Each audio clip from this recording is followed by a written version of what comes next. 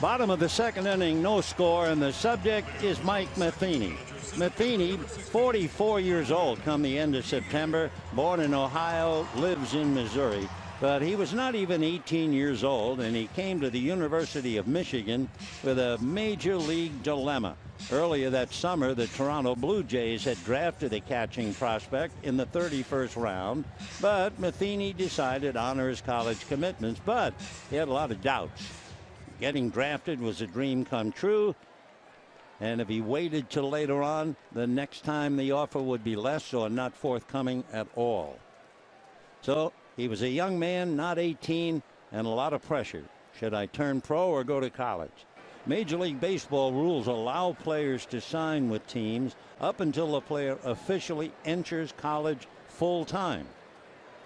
That's the key, full time. Anyway, Matheny showered, ready to go to class for the first day. Walked out of the dormitory, stomach knotted, and a pigeon defecated directly on his head. Now, conventional wisdom would suggest the bird bombing was a sign that he should hit the road. But Matheny had to go back and clean up. The pitch to Uribe, a strike, 0-1 the count. He went back and showered and cleaned up and decided all of a sudden he was at peace. I'm going to stay here. I'm going to go to college. And there was one other thing that happened. The strike one pitch swung on and missed, 0-2. Matheny went to his first class, and when he reached class, he noticed a pretty field hockey player named Kristen. And he would marry her and live happily ever after. And that's the story of Mike Matheny and the bird poop. As Uribe hasn't much of a swing as he returns against a great pitcher and strikes out. The 13th. Pretty hard to figure out, and in doing a little research about why and how Friday the 13th became such a superstition, you have to go back maybe to an 1869 biography of a musician where they referred to it as a bad day. The pitch to AJ is low. In numerology, the number 12 is considered completeness. You know, 12 months of the year, 12 hours on the clock, 12 gods of Olympus, 12 tribes of Israel, the 12 apostles of Jesus, the 12 successors of Muhammad in Shia Islam, 12 signs of the zodiac for that matter as well. The 2-2 pitch on the way is inside, ball 3. The number 13, however, is considered irregular. You might not know it, I never did. In Spanish-speaking countries, instead of Friday, Tuesday the 13th is considered a day of bad luck. Tuesday the 13th. Never knew that. Throw to first, not in time. Van Slyke diving back. And they tell me the Greeks also considered Tuesday, especially the 13th, as an unlucky day. They said it was dominated by the influence of Ares, the god of war. 3-2 the count. Runner goes. Pitch is high for ball 4. So there'll be 2 on with 1 out. As A.J. Ellis trots to first, Van Slyke advances to second, and Mark Ellis will be coming up.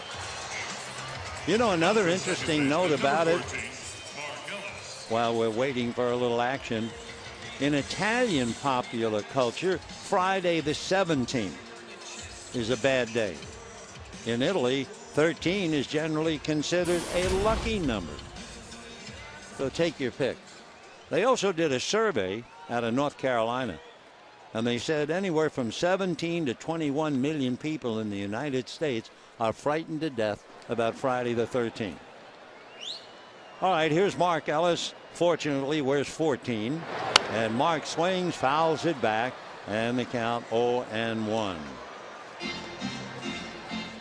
Of course, we were talking before about religion and the Jewish faith.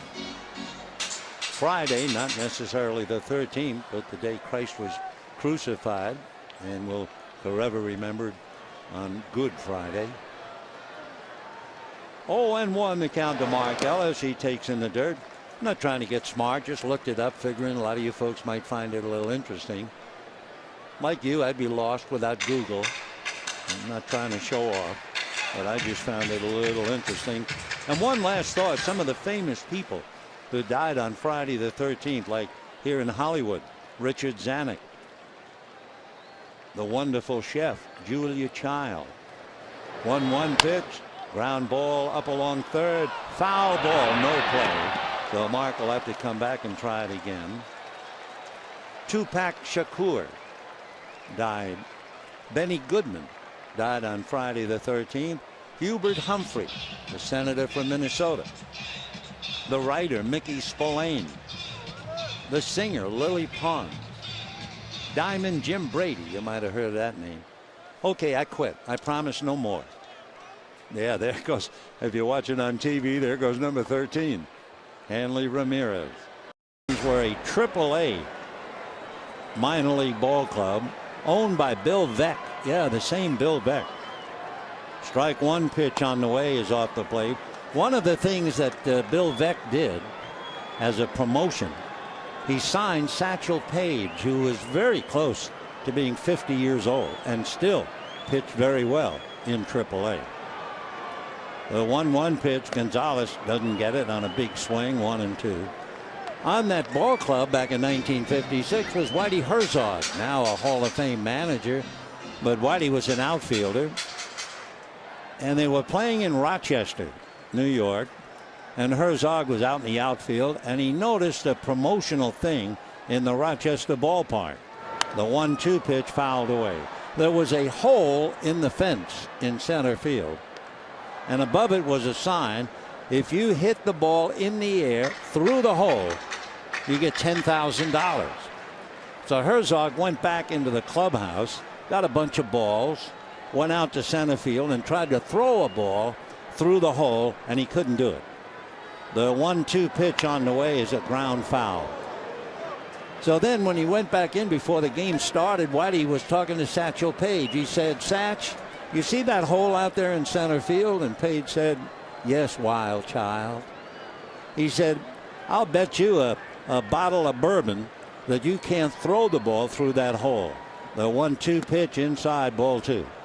So the next day, before batting practice, Herzog had a bunch of balls, and he took Satchel Paige out.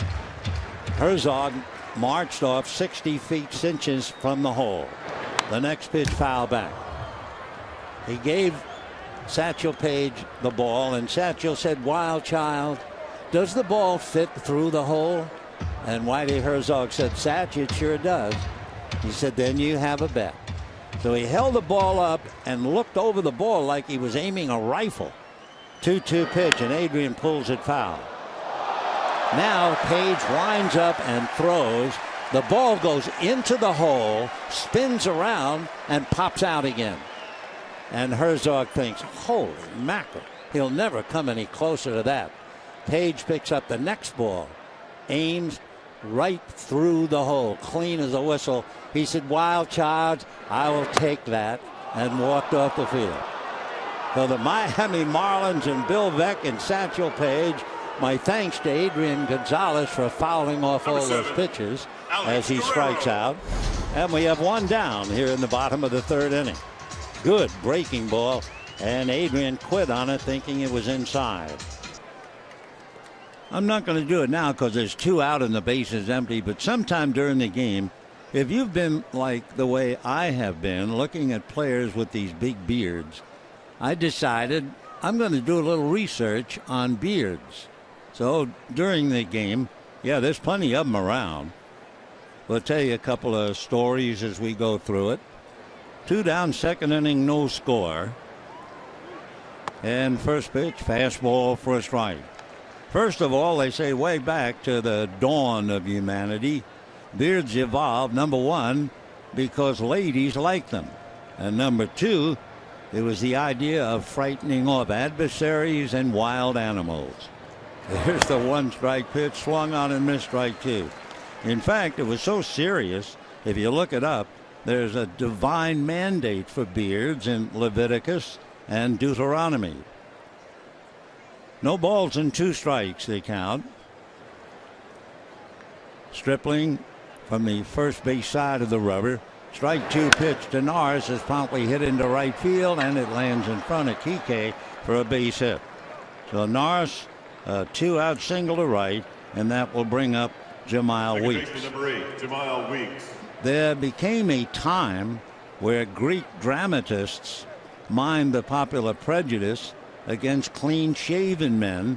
Back then, clean-shaven men were looked as the, maybe effeminate. And then along came Alexander the Great. That's another story. Alexander the Great was not only great, but he also thought he was the greatest looking man in the world. Oh, absolutely. Stripling ready, delivers, gets a strike. And Alexander the Great said, there is no reason to cover up my beautiful face with a beard. And so all of a sudden, it started to disappear. I love the idea that he felt he was so beautiful. One strike. Stripling ready, looks over at Norris, back to the hitter, and that's lined into left field for a base hit. Norris goes to second.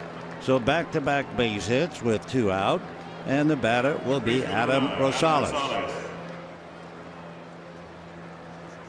After Alexander the Great wanted clean-shaven people, it got so that the University of Paris banned long-bearded men from the lecture halls. That's back in 1533, and a few years later, the city's chief court outlawed beards on judges and advocates. And then you got to be the Russian strongmen who liked a shaved face but long wigs. The first pitch in for a strike. Did you know that the first woman female king of Egypt wore a fake beard to convince people that she was a man? Yeah, her name was Hatshepsut. Here's the strike 1 pitch on the way. Stripling's pitch in the dirt, throw down to Utley, not in time. 1 ball and 1 strike to count. Then, of course, you come to Abraham Lincoln, who was clean shaven, and a little 11-year-old girl named Grace Bedell. She said to Mr. Lincoln, if you would grow a beard, my daddy has a beard, and my mother will tease him to vote for you. So Abraham Lincoln grew a beard. And of course that came up when his chief rival said to him, you're two-faced. And Abraham Lincoln said, if I were two-faced, would I have the face that I'm wearing now? So he answered him pretty well. 2-1 to count. Stripling in a little trouble here. The 2-1 pitch on the way is taken for a strike, 2-2. In 1976, the Supreme Court ruled that Americans do not have a legal right to grow beards or mustaches as they choose if their employer demands a clean face. Ah, yes, the beards. Here's the 2-2 pitch on the way. Stripling set, over the top, pitches low. It was a true story involving Jackie Robinson and the Dodgers. They were playing in Cincinnati, and Jackie had gotten some very serious death threats. So serious, the FBI, the police department were all over Crosley Field, and they had sharpshooters on the rooftop of Crosley Field. There were sharpshooters on the roof of the laundry back of left field. There were also sharpshooters on top of the post office or first base and down the line.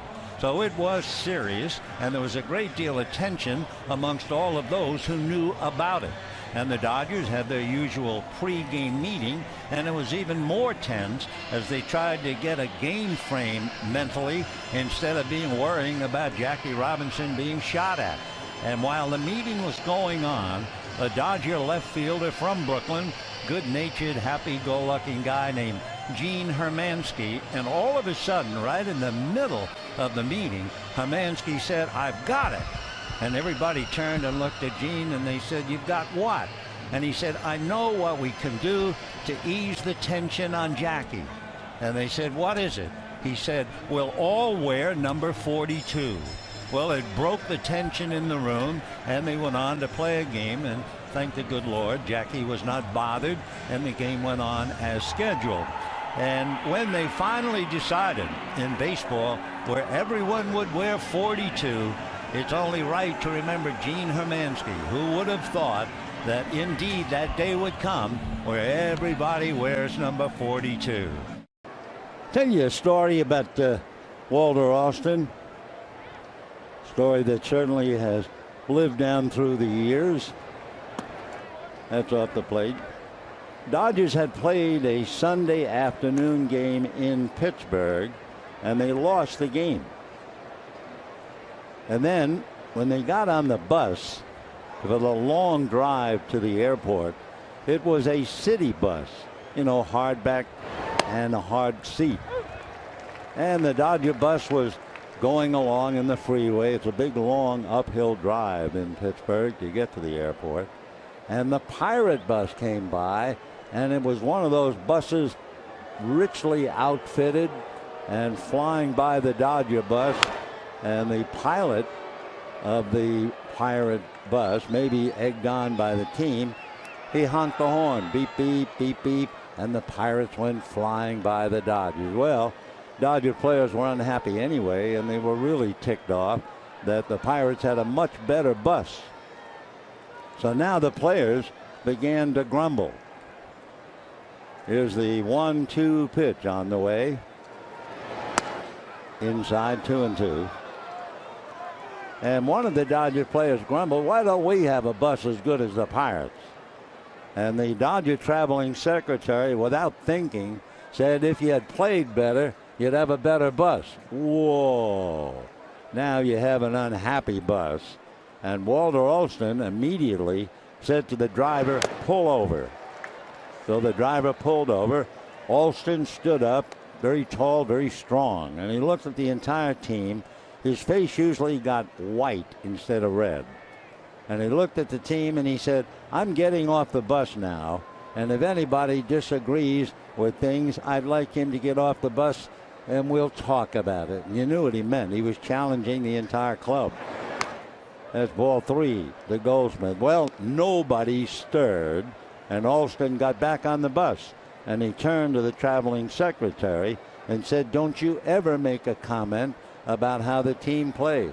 I will now on conduct what kind of a bus we'll have, and anybody disagrees, I'd love to talk to him." Alston sat down, silent bus. We went to the airport, flew back to Brooklyn, and the Dodgers began to play super and wound up winning a World Series. And everybody connected with the team that year said, you know what? They would not have played that well until that bus incident going uphill in Pittsburgh. That'll do it for Goldsmith. Thanks for a 6-pitch at bat so he could tell you the story. One away. I told this a long time ago, but maybe you forgot it or didn't hear it. We were in college playing a game, top fly in the infield, and one of our infielders hollered, I got it, and he caught the ball and the inning ended, and we went back to the dugout. And our coach, Jack Coffey, who had played with Ty Cobb and was a true intellectual, called the team together. He said, gentlemen, this is a school of learning. This is an institution of learning. On a pop fly, you don't say, I got it. You say, I have it. And we all said, yes, sir, coach. And a few days later, there was a big pop fly. Another infielder started, I got it. I have it. And he dropped it. And that was the end of proper grammar. So Schumacher can holler, I got it all he wants. One down. Johnny, to make the understatement of the day, has had a very tough life.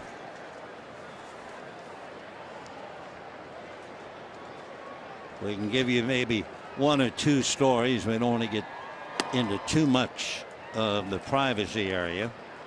Let's start when he was 12. He was doing work on his grandmother's house, and a hired hand showed up with a wolf on a leash. Here's the 2-0 pitch. 2-1. Anyway, Johnny loved dogs. He had never owned one, though he had no idea about how serious a wolf might be. So he walked up to the wolf, and the man hollered at him, "No, it's a real wolf. Don't pet it." The 2-1 pitch in. Yeah, well, the man ties up the wolf, goes around the corner to mend the fence, and Johnny goes back to the wolf, saying something like, "Oh, I'll talk to him. It'll be great." And the wolf attacks him, has knocked him down on his chest, just about ready to devour him. 2-2 pitch, check swing, no swing, ball 3. Johnny suddenly, totally and completely relaxed. He was done. He knew it. And whatever he did by relaxing, the wolf decided, I don't have a rival here. And the wolf got off his chest. Johnny got up and walked away. Ground ball by the diving Turner, and the base hit by Johnny Gomes. So a 1-out single left by the Wolf man. And whenever we play a team that has a name like the Pirates, I just wonder about whatever Pirates can pass along to you. You know, there's more than one pirate flag. They talk about the Jolly Roger black flag with a white skull and crossbones. Really, they also had a red flag. I didn't know that. But yeah, the Pirates had a red flag, and that meant no prisoners. We're going to wipe you out. Still foul. And actually, the term Jolly Roger was based on the red flag. In French, it was something like Joli Rouge, which turns out to be Jolly Roger. Oh, you're very welcome. I just pass this stuff along absolutely free, no charge. So if nothing else, you now know, besides the black pirate flag, there was a red one, Joli Rouge. That red really stood for the fact no mercy. Just a black flag, they tell me, was a sign of a quarantined ship with disease and death on board. So the Pirates using black flags instead of the red to symbolize death, and was modified with the skull and crossbones if they cared to do it. There you go. There's red to fight out becoming red in this hot sun. Pirates also use more than skull and crossbones. Yeah, that's Cincinnati red. Pirate flags would have skeletons, spears just crossed, or swords, cutlass, hourglass. The reason for the hourglass, they were flying to let the enemy know that time was running out. Oh ho. And the other thing, that was an ego trip for the captain. He'd put his initials on the flag, so you know who was about to kill you. Nice touch. You know another interesting thing about pirates? You know how they wore earrings? They thought they could see better wearing an earring. Not hear better, see better. The captain, the dreaded captain of the pirate ship, when they got into a battle, the first thing he would do, change his clothes, so that if he was arrested, they wouldn't know he was the captain. He was the lowest oar on the show. There you go. There's an earring. Obviously he's seeing better, and what he's looking at is a 7-2 Pirate lead. One big gun is muffled. Now here's another.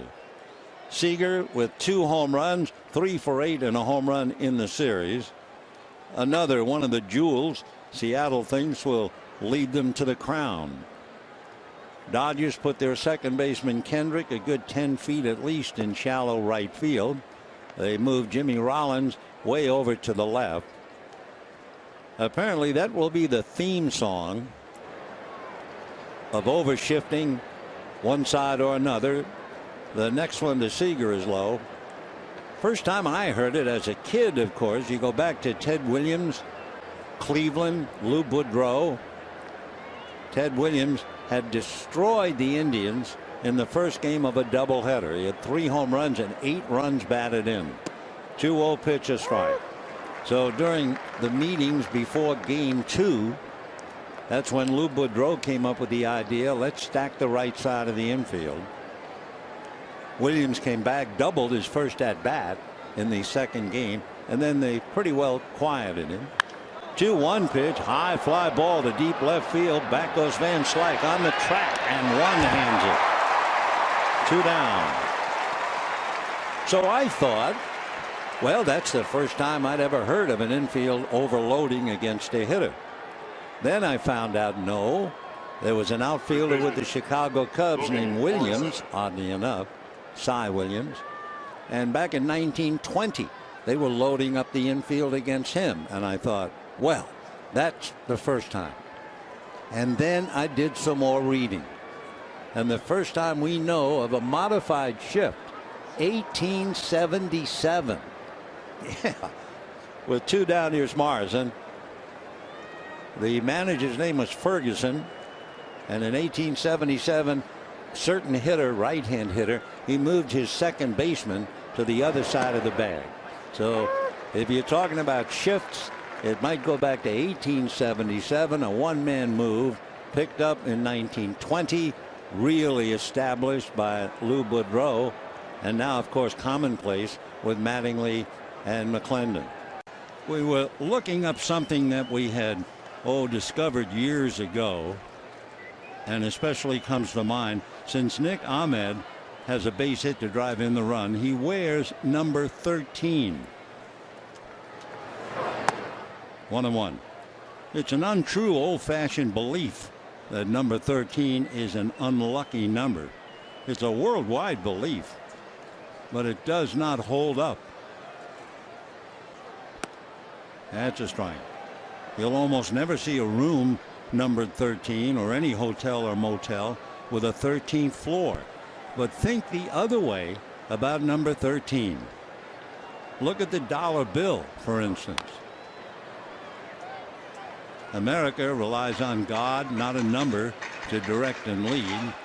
There were 13 original colonies, 13 signers of the Declaration of Independence, 13 stripes on the flag, 13 steps on the pyramid on your dollar bill, 13 letters in E pluribus unum. On that dollar bill, there are 13 stars above the eagle, 13 bars on the shield, 13 leaves on the olive branch, 13 fruits, and if you look very closely, 13 arrows. Another foul ball. And finally, if you're looking at the dollar bill, notice the arrangement of the 13 stars in the right-hand circle. You'll see that they are arranged as a Star of David. So nothing wrong rooting for number 13. One quick story involving me. One year, I actually wore a Dodger uniform and sat quietly in the Dodger dugout. They were playing the Chicago Cubs. Zimmer was the Cubs manager, and I had asked for permission to do it, and I didn't think anyone except some of the Dodger players knew I was even in the dugout, because I crept in right after the anthem. And I sat there with the cap pulled down over my brow, arms folded at my chest, and I wasn't going to make a move.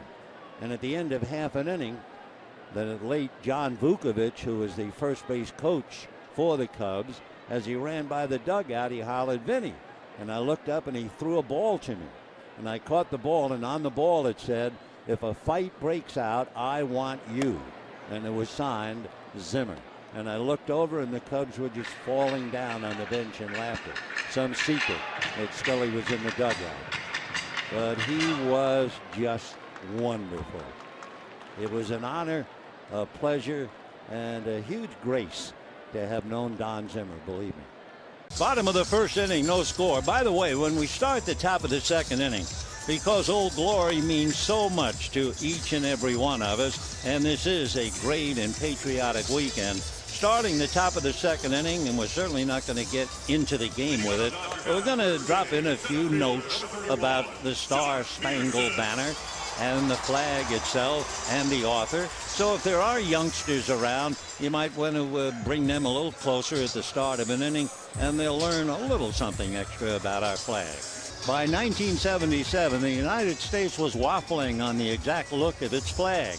it was a cause for concern for Thomas Green, an American Indian who wanted the protection of an official flag while traveling through treacherous territory. He asked Congress to help, throwing in 3 strings of wampum to sweeten the deal.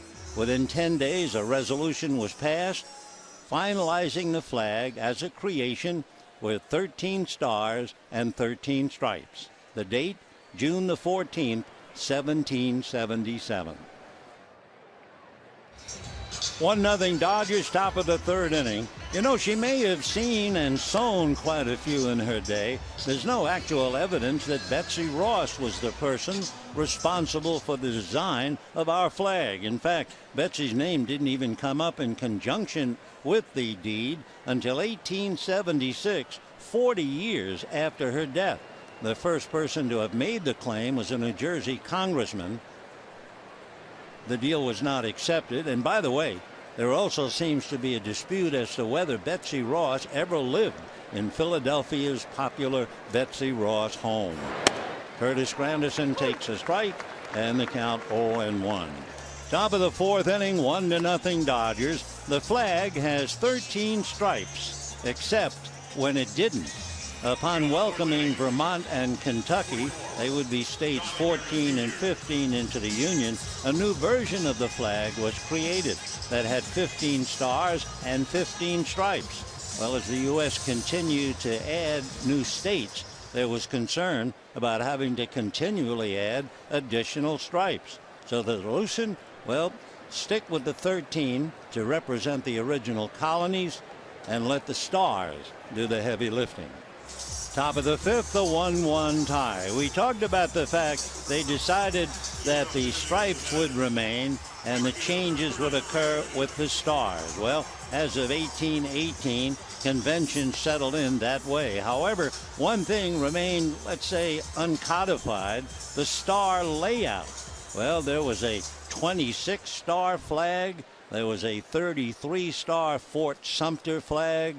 There was even a 38-star concentric creation as well. So the stars have changed, but the stars and the stripes remain the same. And we go to the 5th, 1-1 on a magnificent sunset time in Southern California. 1-1, top of the 6th inning. You know, the flag that Francis Scott Key wrote, "Hailed at the twilight's last gleaming," it didn't fly through the perilous fight. It was pouring rain the night that the British were really trying to tear up Fort McHenry in Baltimore. And the smaller of the 2 large flags that the soldiers had, because the rain, the big flag could not be put up in the wet. So they put the small flag up, and then when the United States held and the British was stopped, they took the small wet flag down, they put the large flag up, and that's the flag that Francis Scott Key saw while he was negotiating with the British on a British warship. Top of the 7th, a 1-1 tie. You know, there have been 27 official versions of the U.S. flag, each with a different amount of stars. A 39-star version is not among them, and that didn't stop a lot of people, some enterprising flag manufacturers, from producing one for the marketplace. The reason for the miscalculation? Some thought North Dakota and South Dakota were going to be admitted as one state. You know, 1-1 tie, top of the 8th inning. When Alaska and Hawaii became states number 49 and 50, President Eisenhower received thousands of ideas for an updated flag. Almost all of them were of a 50-star flag, including the one that won. The one that won was from Robert G. Heft, who created the design for a class project. He was one of 3 to submit the version that was accepted and remains in use today. By the way, for the student, his name was Robert Heft, 17 years old, from Lancaster, Ohio, and he got a B- on his project. 1-1, top of the 9th inning. By the way, the 50-star flag is their first one to have lasted 50 years. In contrast, over a 50-year period in the early 1800s, the flag went through 17 different versions. And by the way, the actual flag, the one that they put up after the rain in Baltimore that inspired the Star-Spangled Banner, it still exists. It does indeed. It's immortalized in the Star-Spangled Banner, 15-star, 15-bar flag. What's left of it is on permanent display at the Smithsonian's National Museum of American History.